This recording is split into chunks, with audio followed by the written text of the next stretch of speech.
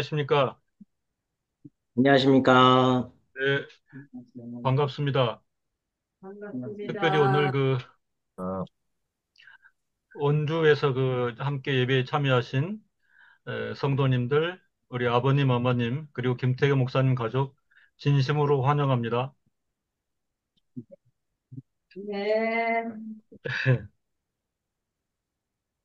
네, 오늘은 계속해서 교의학 설교를 진행하는데요. 저희가 지금 순서에 따라 죄론을 계속 살펴나가고 있습니다.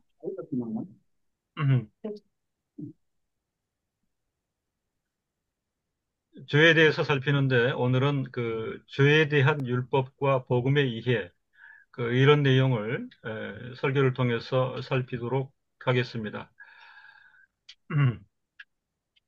율법이라고 할 때 이 율법이 명백하게 알려주는 것이 무엇인가에 대한 내용인데요. 구교 또는 카톨릭 교회에 대해서 어, 우리 성도들이 속한 그 교회를 개신교 또는 프로테스탄트 교회 이렇게 이제 부르게 되는데 이 개신교 프로테스탄트 교회의 신앙 고백들이 있습니다. 그 가운데 중요한 그 신앙 고백인 하이델베르크 신앙 고백 또는 하이델베르크 요리 문답에 보면 다음과 같은 내용들이 나와 있습니다. 하이델베르크 요리 문답 제3문과 답은 이렇습니다. 사람의 죄와 그 비참함을 어디서 알게 되는가? 사람의 죄와 그 처한 비참함을 어디서 알게 되는가? 이에 대하여 요리문답은 이렇게 답을 하고 있습니다. 간단하게 답을 하고 있습니다. 하나님의 율법에서 안다. 우리 사람이 과연 죄인인가? 범죄함 때문에 얼마나 비참한가? 하나님의 율법이 가르쳐 준다. 그것이 답인 것입니다. 하이델베르크 요리문답 제115문과 그에 대한 또 답의 일부가 이렇습니다. 십계명을 왜 주셨는가? 교회 가운데 십계명을 왜 주셨는가? 여기에 대한 근거 말씀으로 갈라디아서 5장 4절을 제시하고 있습니다. 율법 안에서 의롭다함을 얻으려 하는 너희는 그리스도에게서 끊어지고 은혜에서 떨어진 자로다. 대단히 독특한 접근입니다. 율법, 율법을 따라서 율법을 지켜 의롭다함을 얻어보겠다. 이런 노력을 하는 사람들은 오히려 거기에 도달하지 못하고 그리스도에게서 끊어지고 은혜에서 떨어진다. 이런 놀라운 대답을 주고 있습니다. 이것은 즉 사람이 율법과 계명 준수가 과연 가능한가에 대해서 신앙 고백과 성경은 그것은 불가능하다. 이렇게 가르치고 있습니다. 사람이 자기 힘으로 율법을 준수할 수 없다는 것을 가르치기 위해 십계명이 주어졌다. 율법이 주어진 것은 십계명이 우리 앞에 있는 것은 결국 무슨 말인가? 십계명을 주신 하나님, 율법을 주신 하나님. 이것은 결국 사람이 율법을 지킬 능력이 없습니다. 율법이 우리 앞에 서 있어서 나를 비추임에 나에게는 의가 없고 죄의 상태가 심각하고 결국은 저주와 사망에 이를 수밖에 없으므로 이 결론을 십계명과 율법이 우리에게 내리고 이 결론에 도달하게 되면 결국 그리스도만이 우리를 구원하실 수 있습니다. 이것을 가르치려 십계명을 주셨다 하는 것입니다. 율법으로는 결국 죽습니다. 복음에 의해서만 살 수 있는 것입니다. 율법은 사람의 죄의 허물을 비추고 확인해주는 거울입니다. 내가 그 거울 앞에 서지 않았을 때는 몰랐으나 그 거울 앞에 서게 되면 너는 죄인이라. 너는 죽는다. 이렇게 가르쳐주는 거울이 율법이요 십계명인 것입니다. 성도 여러분, 우리가 가만히 있으면 잘 모를 수 있잖아요. 제가 얼마나 큰 죄가 있겠습니까? 죄를 안 지으려 노력을 많이 했습니다. 그래도 깨끗하게 살려 노력을 했습니다. 그 최근에 보니까요. 대통령실이 이 장관 후보자들을 이제 추천하잖아요. 그러면 이 사람들이 결격사항이 없나, 흠결이 없나, 대통령실 자체적으로도 다각적으로 검증을 합니다. 그래서 됐다. 이만하면 그저 뭐 깨끗하다 하고 이제 국회에 보내죠. 국회 청문회가 열리지 않습니까? 보셨지 않습니까? 대통령실에서 이만큼 검증하는데도 이게 잘 드러나지 않아요. 그런데 물론 뭐 다 맞는 건 아니지만은 특별히 어느 진영에서 송곳 검증을 하는 거예요. 몇 날 며칠을 온 사람들을 동원하고 그렇죠. 관공서의 자료를 동원해서 그 사람이 뭘 잘못했냐, 세금 관계 뭐 등등 모든 것을 검증합니다. 털어내면 엄청난 게 나오지 않습니까? 하나님의 율법 앞에서는 죄와 허물이 가감 없이 얼마나 적나라하게 드러나겠습니까? 십계명을 왜 주셨고 율법을 우리에게 왜 주셨는가? 주셨지만 지킬 능력이 없고 결국은 이것들 앞에서 사람에게는 의가 없고 오직 죄의 상태가 심각하여 결국 저주와 죽게 되는구나 라는 판단을 받을 수밖에 없습니다. 율법으로는 결국 죽습니다. 복음에 의해서만 살 수 있습니다. 어차피 인생은 성경이 우리에게 말해주고 있는 대로 원죄와 자범죄로 얼룩져 있습니다. 얼룩진 인생에게 있어서 율법은 하나님의 뜻을 계시해주며 율법과 십계명은 드러난 하나님의 계시인 것입니다. 이 안에서 인간의 행위에 대한 규범을 제시해 주십니다. 죄에 대한 모든 지식은 하나님의 율법의 도움으로 얻을 수 있는 것을 암시합니다. 결국 율법은 인간이 하나님의 뜻을 얼마나 위반했는지를 확인하는 표준적 규범의 위상을 가지고 있습니다. 율법이 하나님의 뜻을 따라서 제시할 때에 사람이 얼마나 큰 죄인인가, 그리고 얼마나 불가능한가. 사실상 인간의 연약함과 이 무지함과 허물은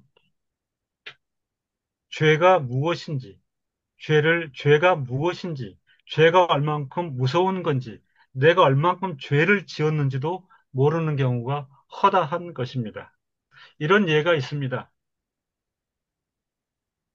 처음에 룰이 없는 상태에서 팀을 조직해서 축구를 하게 만듭니다. 축구를 하게 만들면 어, 그 골을 넣고자 하는 욕심이나 또 상대 선수를 막기 위해서 몸싸움이 시작이 되고 태클이 되고 또 뭐 심한 그런 반칙이 있을 수 있잖아요. 그런데 아까 말씀드린 것처럼 룰이 없었단 말이죠. 그럴 때에 너 왜 나를 찾니? 왜 내 말을 걷어? 라고 했을 때 그게 잘못인가? 룰이 없기 때문에. 사람의 상태가 이런 정도입니다. 인간의 연약함과 무지함과 허물은 죄가 무엇인지, 그리고 뭘 얼마나 잘못해야 죄로 판정을 받는지도 모를 정도. 이 상태에서 율법은 인간이 하나님의 뜻을 위반했는지를 확실하게 확인하는 표준적 규범의 위상을 가지고 있습니다. 율법은 모든 죄에 대한 평가의 기준이 됩니다. 결과적으로 원죄, 자범죄로 얼룩져 죄와 허물을 거듭하는 인생에게 있어서 율법은 율법 앞에 이 인생을 세우고 오직 심판과 저주 및 형벌, 그리고 사망을 받게 된다고 확인할 뿐입니다. 율법의 내용은 이것이 죄다, 저것이 허물이다를 가르쳐 줍니다. 율법의 선고는 심판과 형벌과 사형에 처하게 된다. 이게 율법의 선고가 되는 것입니다. 출애굽기 21장 23절로 25절에 보면 생명은 생명으로, 눈을 눈으로, 이는 이로, 손은 손으로, 발은 발로, 데운 것은 데움으로, 상하게 한 것은 상함으로, 때린 것은 때림으로 갚을지니라. 엄- 율법은 사실상 단순하고도 엄격한 형벌 체계입니다. 하나님께서 율법을 제정한 이상 모든 사람은 필연적으로 율법 아래에 존재하게 되고, 율법은 모든 인생에게 대하여 사람은 율법의 규범에 의해 심판을 받고 죄인이 되므로 결국 사망을 피할 수 없게 된다고 선언하는 것입니다. 로마서 3장 19절에서 20절에서 사도는 우리가 알거니와 무릇 율법이 말하는 바는 율법 아래 있는 자들에게 말하는 것이니 이는 모든 입을 막고 온 세상으로 하나님의 심판 아래 있게 하려 함이니라. 그러므로 율법의 행위로 그의 앞에 의롭다 하심을 얻을 육체가 없나니 율법으로는 죄를 깨달음이니라. 이렇게 언급하고 있습니다. 이미 말씀드린 것처럼 율법은 사망으로 몰고 가는 법입니다. 이 율법의 요구 앞에 십자가의 복음이 있습니다. 로마서 3장 19절, 20절, 방금 읽은 말씀이 표명하는 바, 하나님께서는 죄에 대해 참으로 엄유하시고, 죄와 함께 하실 수 없기 때문에 하나님께서는 죄에 대해 참으로 엄유하시고, 죄와 함께 하실 수 없고, 죄를 미워하시기 때문에 하나님께서는 죄에 대해 참으로 엄유하십니다. 그만큼 율법의 규범과 적용은 심각한 것입니다. 그럼에도 사람은 끊임없이 죄를 짓게 되고 그 앞에서 율법은 끊임없이 사람의 죄를 지적하고 판단하는 가운데 결국 사람은 비참함과 궁극적인 사망의 굴레에서 벗어날 수 없는 운명이 되었습니다. 율법의 의에 의해서 사람은 저주와 심판, 그리고 영원한 사망에 이르게 된 상황에서 하나님의 의가 제시되었는데 이것은 복음인 것입니다. 이것이 바로 복음, 유앙겔리온, 복음, 예수 그리스도께서 구원을 위해 오심. 이게 하나님의 의입니다. 복음입니다. 그리스도의 십자가가 명백히 보여주는 바는 사람의 죄가 얼마나 심각한 것인가. 사람의 죄가 얼마나 심각하길래 독생자 예수 그리스도가 십자가에 달리셔야 하는가. 이걸 명백하게 보여주고 있습니다. 심각한 사람의 죄에 대하여 오직 그리스도만의 목숨을 희생 제물로 드리는 것, 곧 십자가 위에서의 죽음만이 구원을 가능하게 할 수 있습니다.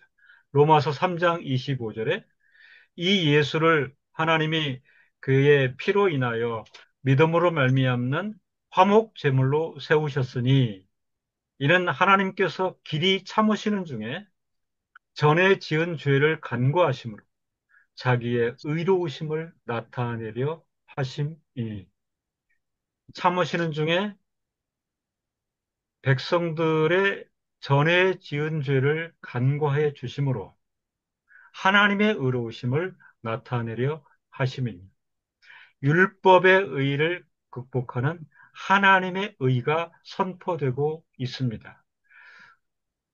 갈라디아서 3장 13절에 그리스도께서 우리를 위하여 저주를 받은 바 되사 그리스도께서 십자가에서 희생하심으로 하나님의 의를 드러내실 때에 율법의 저주에서 율법의 심판에서 사망 선고로부터 우리를 속량하셨으니 기록된 바 나무에 달린 자마다 저주 아래 있는 자라 하였음이라. 하나님 앞에서 죽은 죄를 범함으로 저주를 받은 자는 죽임을 당하고 나무에 매달게 되는 율법의 내용. 구약의 신명기 21장 22절, 23절을 보면 사람이 만일 죽을 죄를 범함으로 네가 그를 죽여 나무 위에 달거든 그 시체를 나무 위에 밤새도록 두지 말고 당일에 장사하여 내 하나님 여호와께서 내게 기업으로 주시는 땅을 더럽히지 말라. 나무에 달린 자는 하나님께 저주를 받았음이라.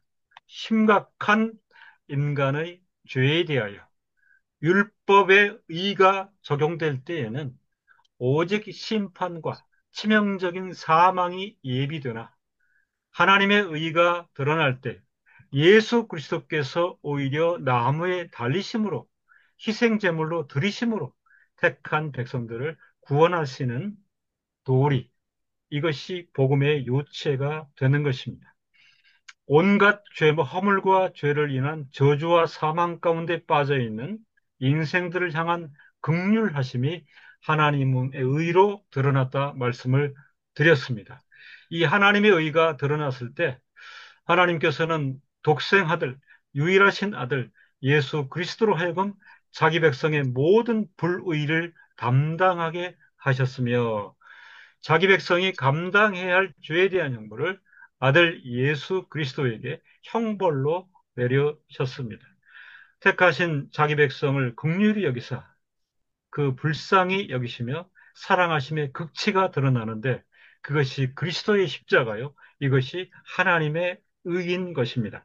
이사야서 53장 8절에 그가 곤욕과 신문을 당하고 끌려갔으니 그 세대 중에 누가 생각하기를 그가 산자의 땅에서 끊어지면 마땅히 형벌받을 내 백성의 허물을 인함이라 하였으리요. 인생이 원죄와 자범죄를 인하여 감당하기에 불가능하게 된 율법의 요구가 예수 그리스도를 통해 하나님의 의로 성취되었습니다. 이 과정에서 예수 그리스도는 자신의 고난을 통해서 하나님 아버지의 뜻과 율법의 요구를 성취하는 데 몰두하셨습니다. 자기 백성의 모든 죄에 대해 속전을 지불하시고 그들을 사망에서 구원하셨습니다. 그러므로 우리가 읽는 신약의 모든 복음서는 예수 그리스도를 통한 구속 지식뿐만 아니라 구약이 우리에게 언급하고 있는 죄와 율법에 대한 요구, 율법의 지식의 원천으로도 이해할 수 있습니다. 이 두 내용은 함께 가는 것입니다. 결과적으로 그리스도의 십자가는 감당할 수 없는 하나님의 사랑일 뿐 아니라 그분의 죄와 율법의 문제와 기록된 거룩함과 공의를 동시에 계시해 주는 내용인 것입니다. 죄의 치명성, 율법의 엄위함 깨닫지 못하면 하나님의 사랑을 알 수 없다는 진리의 말씀인 것입니다. 요한일서 1장 9절에 만일 우리가 우리 죄를 자백하면 저는 미쁘시고 의로우사 우리 죄를 사하시며 모든 불의에서 우리를 깨끗게 하실 것이요. 요한일서 4장 10절 사랑은 여기 있으니 우리가 하나님을 사랑한 것이 아니요 오직 하나님이 우리를 사랑하사 우리 죄를 위하여 화목제로 그 아들을 보내셨음이니라. 이러므로 하나님 말씀 전체는 성경 전체는 율법과 복음으로 이루어져 있는 것이 맞습니다. 신학적인 측면에서는 율법을 통한 고소가 먼저 오게 됩니다. 율법을 통한 고소가 제기되기 이전에 무죄가 선포되는 것은 맞지 않습니다. 왜냐하면 율법 앞에서 모든 인생은 죄인이기 때문에 고소가 제기되고 율법과 율법의 엄미함이 드러나고 그것이 인간에 대해서 참으로 인간의 죄가 감당할 수 없는 부분을 인하여 형벌과 저주와 사망이 제기되기 이전에 무죄가 먼저 선포되는 것은 맞지 않습니다. 어쩌면 죄를 용납하실 수 없는 엄유하신 하나님, 죄와 함께 하실 수 없는 하나님, 죄에 대해서는 저주와 심판을 내리실 수밖에 없는 하나님께서 택하신 자기 백성을 지극히 사랑하심으로 자기 아들을 아끼지 않으시고 희생 제물을 삼으심으로 죄된 자기 백성을 용서하시고 구원하신 경륜을 교회는 오늘 분명히 알고 신앙으로 고백해야 하는 것입니다. 그래서 신학자들과 교회 역사 가운데 앞선 성도들은 어쩌면 이것은 어처구니 없는 비논리다. 그럼에도 이것이야말로 기독교 진리의 핵심이라고 선포했습니다. 죄를 용납하실 수 없는 하나님, 죄와 함께 하실 수 없기에 율법대로 집행하시기를 명령하시는 하나님, 그 하나님께서 계시고, 그럼에도 택한 백성에 대해서 그 죄를 사하시고 구원하시기 위해 참으로 가장 끔찍한 방식, 유일하신 아들 예수 그리스도를 죽게 하심으로 자기 백성의 죄를 대속하신 하나님의 놀라운 사랑.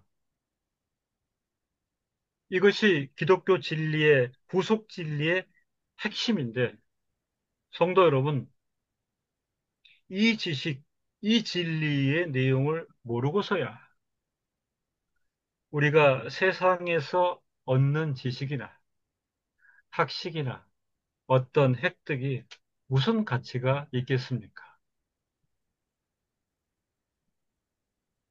우리 학생들이 국어를 배우고 영어를 배우고 수학을 배우고 물리를 배우는데 짧은 세상을 살아가는데 왜 유익은 없겠습니까? 그러나 죄를 용납하실 수 없는 엄위하신 하나님께서 죄에 대해서는 율법대로 집행하심으로 모든 인생이 사망에 이르러야 하는 이 운명 앞에서도 택하신 자기 백성을 지극히 사랑하심으로 가장 끔찍하신 방식으로 유일하신 아들을 예수 그리스도를 십자가에 달리게 하시고 이를 통하여 자기 백성의 죄를 대속하신 하나님의 놀라운 사랑. 이것이야말로 우리가 현세를 살아가든 죽고 내세를 예비하든 영원한 유일한 진리 지식인 것입니다. 그러므로 교회는 죄와 동시에 구속, 형벌과 동시에 용서, 심판과 동시에 은혜를 선포하게 되는 것입니다. 이것이야말로 기독교 구원 진리의 핵심인 것입니다. 잠깐 기도하겠습니다. 하나님 아버지, 주일 규례를 따라 예배할 때에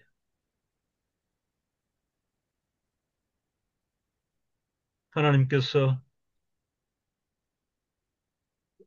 원죄와 자범죄로 저주와 심판 가운데 다 죽을 수밖에 없는 영벌에 처할 수밖에 없는 인생들 가운데 자기 백성을 선택 예정하시고 이 백성들에 대해서는 같은 죄인이나 저들에게 구원을 예비하시고 독생하신 아들 예수 그리스도를 가장 끔찍한 방식으로 죽음으로 내몰아 택한 백성의 죄값을 대속을 치르게 하시고 영원한 생명과 영원한 영광의 자리에 초대하신 것. 사실은 너무 놀랍고 너무 엄청나기에 미련하고 무지한 저희들이 이 지식을 감당할 수도 없고 잘 이해할 수도 없는 참으로 그런 신세인 것을 하나님 앞에 고백할 수밖에 없습니다. 감격합니다. 세상의 삶이 힘들고 팍팍하지만 그럼에도 이 구속 지식을 인하여 이렇게 우리를 사랑하신 하나님의 사랑을 인하여 날로 감격하고 날마다의 우리 생에 의미가 있으며 참으로 짧은 지상의 삶을 살아가나 지상의 삶 동안도 하나님을 인한 만족과 소망이 넘치며 참으로 우리가 죽어 영원한 나라에 이르게 될 때에는 영원한 생명과 영광으로 인도하실 그 하나님을 바라보게 하시는 참으로 이 구원을 선포하시고 신앙 지식으로 고백하게 하시니 감사합니다. 하나님 아버지, 우리의 삶을 통해서 우리의 삶이 여러 여정 가운데 있을 수 있으나 늘 객관화 상대화시키며 하나님께서 함께 하시고 하나님께서 베푸신 은혜와 사랑을 늘 만끽하며 하나님과 동행하는 생애 되게 하여 주옵소서. 예수 그리스도의 이름으로 기도합니다. 아멘. 네.